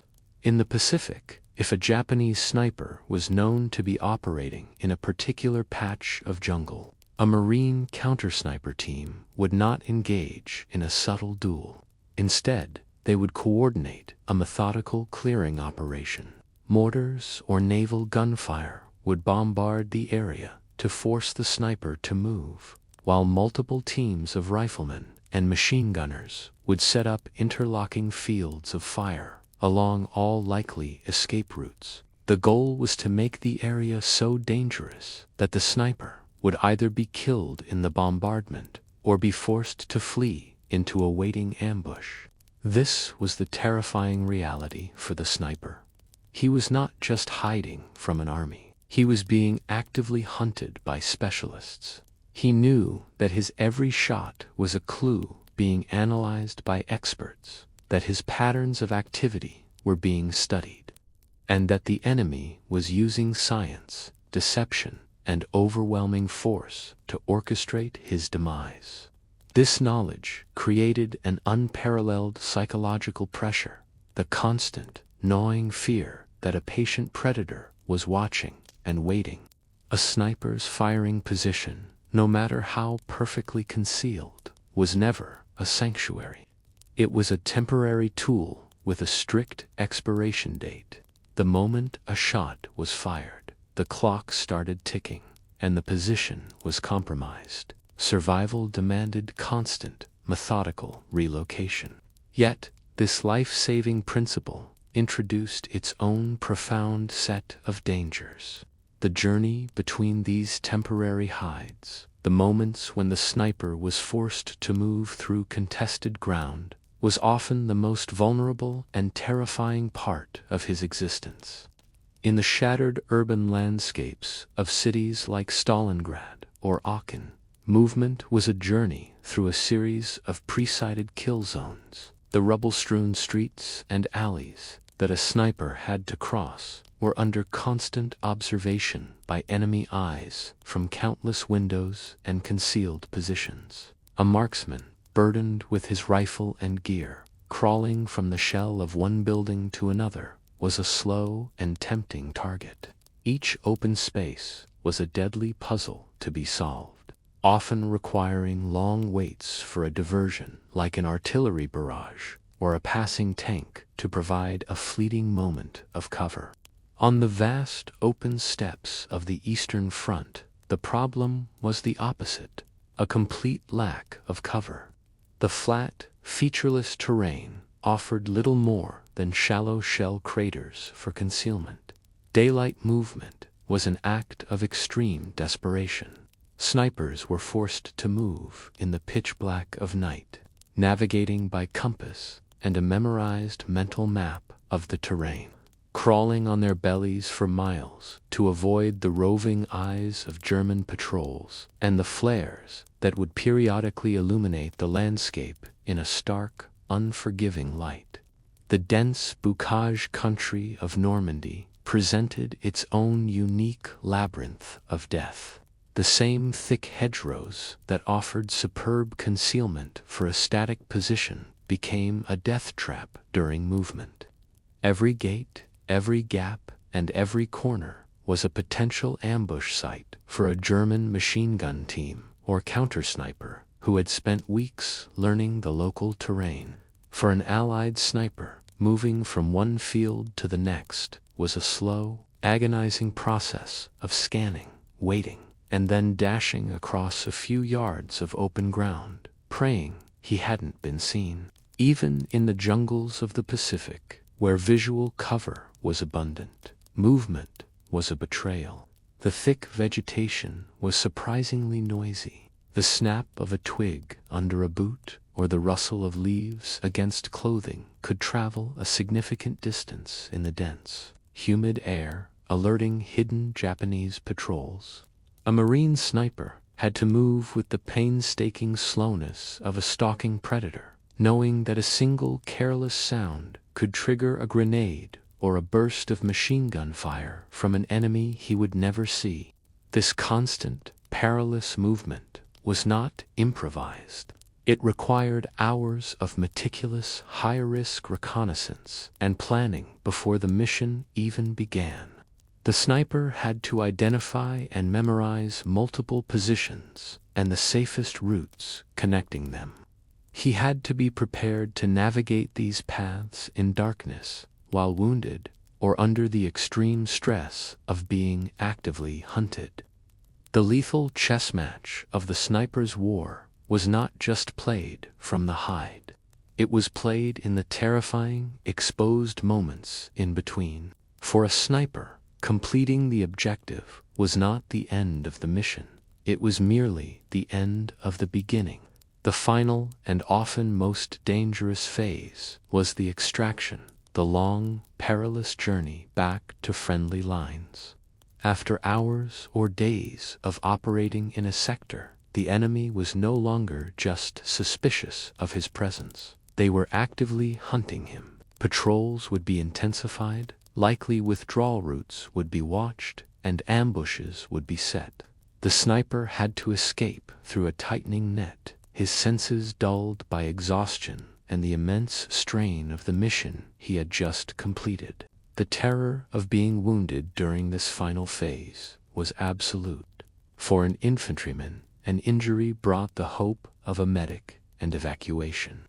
For the sniper operating alone or in a two-man team deep in enemy territory, a serious wound was a death sentence.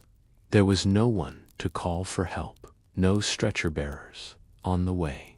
A shattered bone or a shot to the torso meant a slow, lonely death, or worse, capture by an enemy who would offer no mercy. Even a relatively minor wound could be fatal if it slowed him down enough to be run to ground by his pursuers.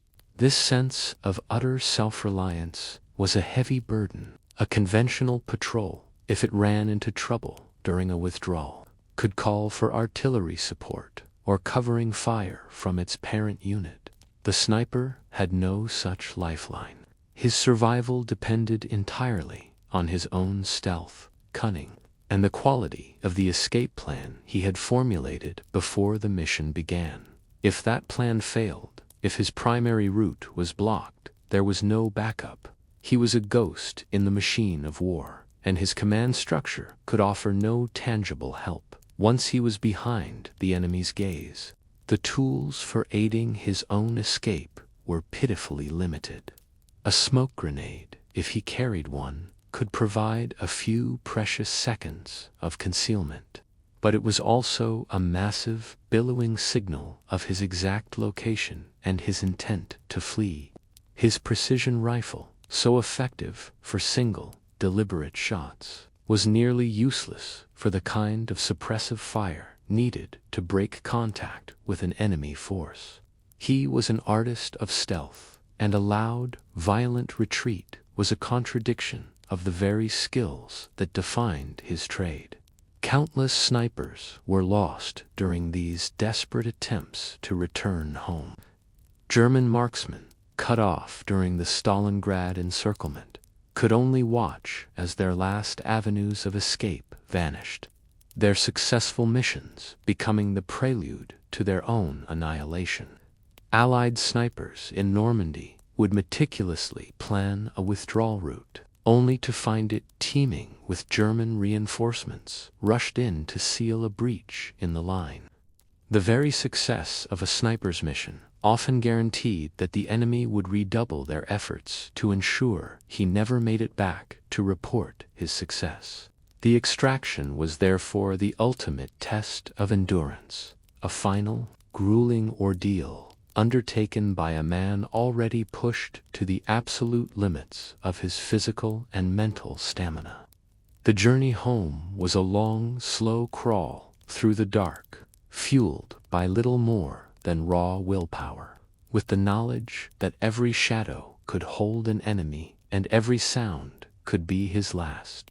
The devastatingly high casualty rates among snipers created a cascading crisis that went far beyond the loss of individual soldiers. Each fallen marksman represented the loss of a massive investment in training and, more importantly, the erasure of priceless, hard-won combat experience. The sniper was not an easily replaceable infantryman. He was a highly specialized asset, and the inability of any army to sustain its sniper corps over a long campaign was another grim aspect of the trade. A truly effective sniper was the product of months of training and dozens of missions. The baseline skills could be taught in a school, but the intuitive feel for fieldcraft, the sixth sense for danger, and the encyclopedic mental library of enemy tactics could only be acquired through survival on the front line. When a veteran sniper was killed, this irreplaceable institutional knowledge vanished with him. The specific understanding of how the enemy in this sector set their ambushes, the best routes to crawl through that patch of woods, the subtle visual cues of a perfectly camouflaged machine gun nest, all of it was gone forever. The military's solution to these losses was to rush in hastily trained replacements, but this often just compounded the tragedy. A fresh sniper, plucked from a training course and thrust into a high-intensity environment, lacked the nuanced survival skills of the man he was replacing. He was all mechanics and no art. He would make the predictable mistakes of a novice, choosing an obvious hide, moving at the wrong time, or failing to detect the signs of a veteran countersniper patiently waiting for him. This inevitably led to a vicious cycle of attrition. The inexperienced replacements would suffer even higher casualty rates than the seasoned veterans, creating a constant churn of new faces who were killed before they could acquire the very experience that might have saved them. For the parent unit, this meant their sniping capability, a vital tool for reconnaissance and force protection, would be degraded or completely lost, leaving the regular infantrymen feeling more exposed and vulnerable. The psychological impact on the surviving snipers was also profound. Watching their comrades, men who were experts in the craft of survival, fall one by one created a deep sense of fatalism. If the best among them couldn't make it, what chance did they have? It fostered a climate of grim expectation, where the question was not if you would be hit, but when. Ultimately, a skilled and experienced sniper corps was a fragile and diminishing resource that no army was able to effectively maintain throughout the war. The very nature of the job, its high effectiveness leading to its high priority targeting, created a rate of loss that the training and replacement pipeline could never hope to match. To be a sniper was to be a member of a profession that was in a constant state of institutional collapse, a role where the practitioners were being consumed faster than they could be created. The sniper's rifle was more than a tool. It was a constant, demanding companion and the source of all his power and all his suffering. It was the physical and symbolic anchor of his existence, a heavy burden of wood and steel that he was bound to. This relationship was a complex one, a mixture of intimate trust, deep resentment, and absolute life-or-death dependency. The rifle was what made him a sniper, and it was the cause of everything that made the job unbearable. There was, first, its literal, physical weight. A scoped rifle, ammunition, and cleaning kit added a significant and awkwardly balanced load to his already heavy pack. After hours of crawling on his belly, that 10 or 12 pounds of steel and wood felt like 100, digging into his shoulders, snagging on roots and rubble, and creating a constant, grinding fatigue. It was a dead weight he could never put down, a physical manifestation of the burden he had chosen to carry. The rifle demanded constant, meticulous care, its needs often taking precedence over the sniper's own. It was a precision instrument forced to exist in a world of mud, sand, and rain. Every day began and ended with the ritual of maintenance, the careful disassembly, the cleaning of the bore, the oiling of the action, the delicate wiping of the lenses. A moment of neglect, a speck of dirt in the wrong place, could lead to a catastrophic jam or a fatal miss. The rifle had to be kept perfect, even when its owner was freezing, starving, and utterly exhausted. Tactically, the rifle imposed a heavy burden of deliberation. Its slow, methodical, boltical meant that the sniper could not react to the fluid chaos of the battlefield. He had to anticipate it. The weapon denied him the ability to engage multiple targets or to correct a mistake with a rapid follow-up shot. This forced him into a state of intense, singular focus, where he had to make one perfect decision, knowing his rifle would not grant him a second chance. The slow pace of his weapon dictated the slow, patient, and unforgiving nature of his war. Most profoundly, there was the moral weight.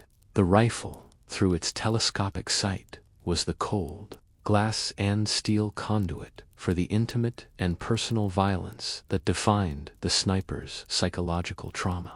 The crosshairs did not just aim, they isolated a human being, framing him, stripping him of his context, and turning him from a soldier into a target. The rifle was the instrument that forced him to witness the graphic, immediate consequences of his actions. Every ounce of its physical weight was matched by the immense moral weight of the lives it took. The sniper had to know his rifle with an intimacy that bordered on love, to understand its every quirk and to trust it more than any human. But he also had to hate it for the isolation it brought, for the way it marked him as a priority target, and for the terrible, haunting things it forced him to see and do. It was his greatest ally and his heaviest cross to bear. The most intense battle a sniper ever fought was not against an enemy soldier, but against himself, in the silent, agonizing seconds before he squeezed the trigger. This was an internal war waged against a host of powerful adversaries: technical doubt, tactical uncertainty, moral hesitation, and the primal, rational fear of the coming retribution. The physical act of firing the rifle was simple. The psychological act of committing to it was a Herculean effort. As he settled the crosshairs on his target, the sniper was acutely aware of the unforgiving mathematics of his craft. He was plagued by the deficiencies of his primitive equipment. Did he read the subtle shift in the wind correctly? Was his estimation of the range off by a crucial 50 yards? Has the recoil from his previous shots caused his scope's zero to wander? A single, tiny error in this complex mental calculation would not only result in a miss, but would still announce his presence to the enemy, a catastrophic outcome of ultimate risk for zero reward. Tactical doubt would creep in, a voice of cold logic in the back of his mind. Was this the right target to engage? Was he about to eliminate a common soldier when, if he only waited another 5 minutes, a high-value officer might step into view? Would taking this shot from this excellent position compromise it, forcing him to abandon a hide that could be crucial for a more important objective tomorrow? Every trigger pull was a strategic gamble, a choice that could have unforeseen and disastrous consequences down the line. Then there was the flicker of shared humanity, the final and most difficult hurdle to overcome. Through the magnifying lens, his target was not an abstract symbol of the enemy, but a living, breathing person engaged in a mundane moment of existence. He could see the man light a cigarette, yawn, or adjust his helmet. In that fleeting, universally human gesture, the sniper was forced to confront the reality of what he was about to do. He had to consciously and deliberately suppress his own empathy, to wall off a part of his own humanity in order to fulfill his duty. Finally, there was the stark, undeniable fear of the aftermath. The sniper knew with absolute certainty that the moment his rifle cracked, the enemy's fury would be unleashed in his direction. Mortar rounds, machine gun fire, and hunting parties would all converge on the point of origin of that sound. To pull the trigger was to consciously choose to become the focal point of the enemy's hatred. It was an act of pulling a lanyard that would drop a storm of violence directly upon his own head. To finally squeeze the trigger was therefore not a simple mechanical act. It was the culmination of a profound internal struggle.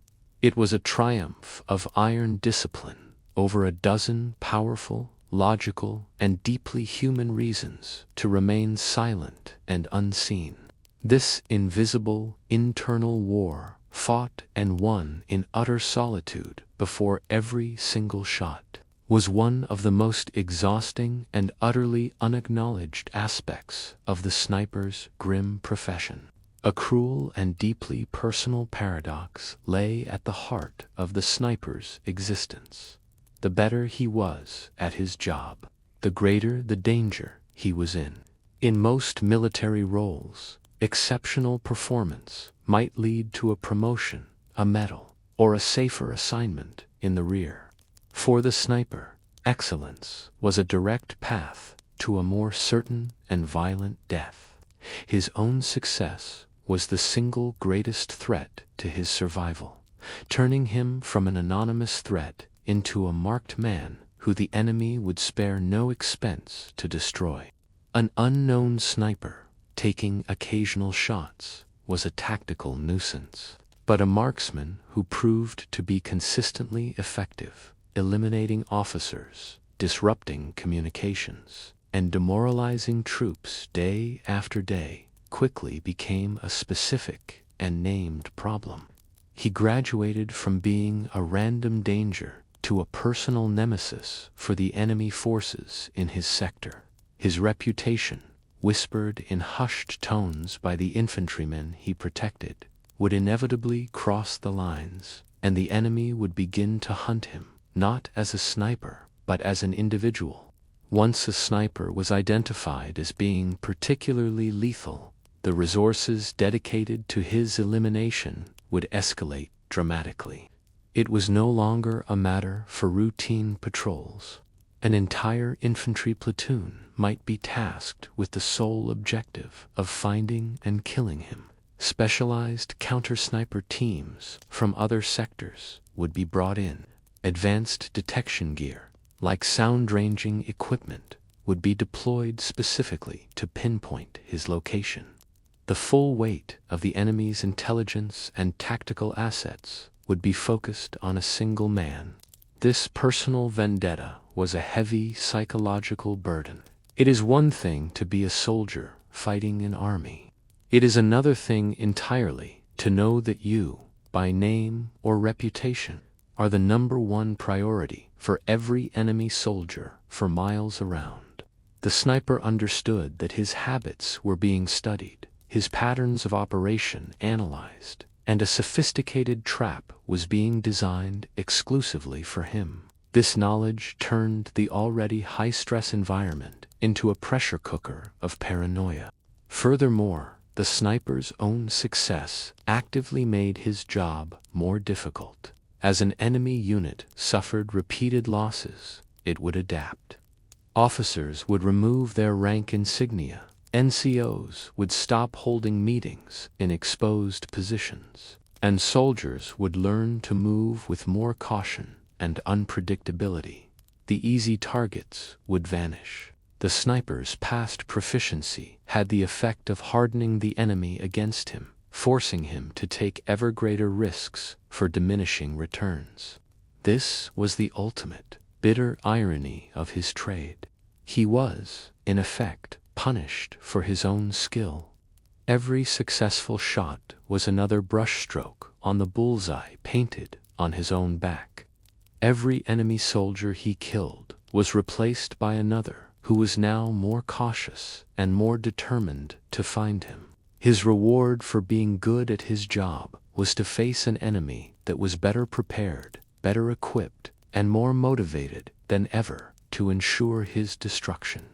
The sniper's true impact on the battlefield was never measured solely by his tally of confirmed kills. His greatest strategic value was often psychological.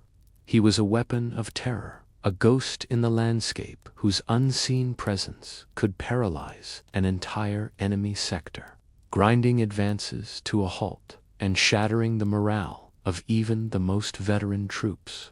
This was a recognized and deliberately exploited aspect of his role, but for the man behind the scope, the burden of being a living instrument of fear carried its own unique moral and psychological weight. A single, perfectly placed shot from a hidden sniper could achieve what a platoon of infantry could not. It could instill a primal, paralyzing fear. After seeing a comrade fall to an invisible assailant, soldiers would become hesitant, reluctant to peek over a parapet, to run a message, or even to fetch rations. The sniper created a bubble of death around his position, an area where any movement could be a fatal gamble. This pervasive, nerve-shredding anxiety would exhaust an enemy unit, breaking down its cohesion and its will to fight far more effectively than a conventional attack. Military commanders understood this power and used it as a deliberate tactic. Snipers were deployed not just to eliminate targets, but to sow chaos and fear. The sniper himself was fully aware that his job was not just to kill, but to terrorize. This placed him in a morally ambiguous space. He wasn't just a soldier fighting another soldier. He was a specter, a boogeyman whose primary function was to inflict mental torment, to make the enemy feel as though the very air around them was hostile and waiting to kill them. The reputations of the most successful snipers were actively cultivated as propaganda weapons. The very name of a legendary marksman, whispered down the trench lines, could become a more powerful weapon than his rifle. This transformed the sniper from a mere combatant into a symbol. He had to live with the knowledge that his identity, his legend, was being used by the state to frighten his enemies, turning his personal actions into a tool of national psychological warfare. This role as a deliberate tormentor could weigh heavily on a soldier's conscience. There was a clear, if brutal, justification for killing an enemy in a direct firefight. But to know that your primary purpose was to create such profound and lasting fear that men were afraid to eat, sleep, or even function was a different kind of moral burden. It was a form of warfare that attacked the mind as much as the body, and the sniper was its chosen instrument. This psychological impact was also what sealed his fate if he were ever captured. The intense fear he created stripped him of his humanity in the eyes of his enemies. To them, he was not a soldier doing his duty. He was a cowardly murderer, a devil hiding in the shadows. This perception was the reason he was so often denied the rights of a prisoner of war. The very success of his psychological mission ensured his own dehumanization, guaranteeing a brutal end if he ever fell into enemy hands. The profound hardship of the sniper's role was not the result of any single factor, but the crushing, cumulative weight of them all. Each challenge, each fear, and each misery compounded the others, creating a daily existence that was a test of the absolute limits of human endurance. To understand why it truly sucked to be a sniper is to understand how these disparate elements combined into a single, unbearable burden. The foundation of his experience was a constant, grinding physical misery. It was the gnawing cold that stiffened his trigger finger, the searing heat that warped the view through his scope, or the boot-sucking mud that made every movement a struggle. It was the pangs of hunger and thirst on a multi-day mission, the agony of muscles screaming from forced immobility, and the profound brain-numbing fatigue of relentless sleep deprivation. This was the physical reality he had to endure before he could even begin to think about his complex and deadly job. On top of this physical suffering was layered a deep and abiding mistrust of his own equipment. He was a precisionist, forced to work with imperfect tools. It was the anxiety that his scope had been knocked out of zero, the doubt that his standard issue ammunition would fly true, and the frustration of his vision being obscured by internal fogging at a critical moment. He had to place a life-or-death wager on the performance of tools that he knew were fundamentally unreliable. Then came the tactical labyrinth of the hunt. He lived with the constant, terrifying knowledge that he was being actively pursued by dedicated specialists. Every shot he fired was a clue he handed to his own executioners. Every movement between hides was a perilous journey through a landscape of potential ambushes. And always there was the stark reality that discovery meant a violent, localized storm of firepower from which there was little hope of survival, and that capture was a fate far worse than a quick death. Inside this crucible of physical hardship and tactical danger, an even more exhausting war was fought within his own mind. It was the profound loneliness of his solitary vigil, the heavy moral weight of the faces he saw in his crosshairs, the internal battle of doubt before every shot, and the cruel paradox that his every success only increased the ferocity of the hunt against him. This was a silent, internal struggle fought without allies or respite. As we draw this exploration to a close, we hope it has offered a deeper perspective.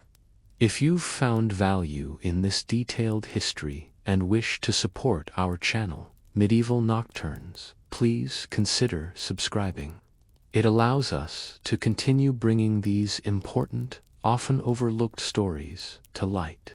This, then, was the totality of his existence. These were not separate challenges to be overcome one by one. The physical exhaustion made the mental calculations of a difficult shot nearly impossible. The fear of the counter-sniper was magnified by the doubt in his own equipment.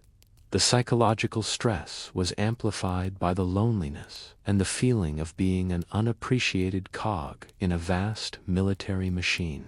It was this terrible synthesis, this compounding of a dozen different miseries, that truly defined the grim reality of the sniper in World War II. The enduring image of the sniper in popular culture is one of a lone, infallible hero, a shadowy, untouchable predator who turns the tide of battle with a single, perfect shot. It is a simple, compelling myth, but the reality, as we have seen, was a far more complex and harrowing story. It was a story not of glory, but of endurance, not of power, but of profound vulnerability, not of heroic simplicity, but of immense and soul-crushing complexity. The true experience of the World War II sniper was a relentless assault on the human spirit from a dozen different fronts at once. It was the war against the elements, fought in the freezing mud or the searing desert. It was the war against his own primitive and unreliable equipment, a constant battle of skill against shoddy materials. It was the intimate, psychological war against the faces in his scope, and the moral burden of a trade that demanded a cold, methodical precision in the act of killing. Above all, it was the war of the hunted. It was the knowledge that his own proficiency painted a target on his back, that patient, skilled enemies were studying his every move, and that his life expectancy was measured in the brief, fleeting moments between discovery and annihilation. His was a unique form of courage, not the loud, explosive bravery of a charge, but the quiet, stoic courage of a man who must sit alone with his fear for days on end and still find the resolve to do his job. These were not superhuman assassins or unfeeling automatons. They were farmers, factory workers, and schoolteachers, ordinary men and women who were placed in one of the most extraordinary and brutalizing roles imaginable. The cost of their service was measured not just in the staggering casualty rates, but in the peace of mind of the survivors, who would be forever haunted by the solitude, the strain, and the faces they could never forget. Their legacy is a quiet one, often lost in the margins of official histories that favor the grand movements of armies over the solitary contributions of an unseen rifleman. Yet, the tactical lessons they learned through bitter and painful experience, lessons in fieldcraft, camouflage, and survival, became the bedrock of modern sniper doctrine. They were the unwilling pioneers whose immense sacrifices would inform and protect future generations of soldiers, even as their own names and stories faded into obscurity.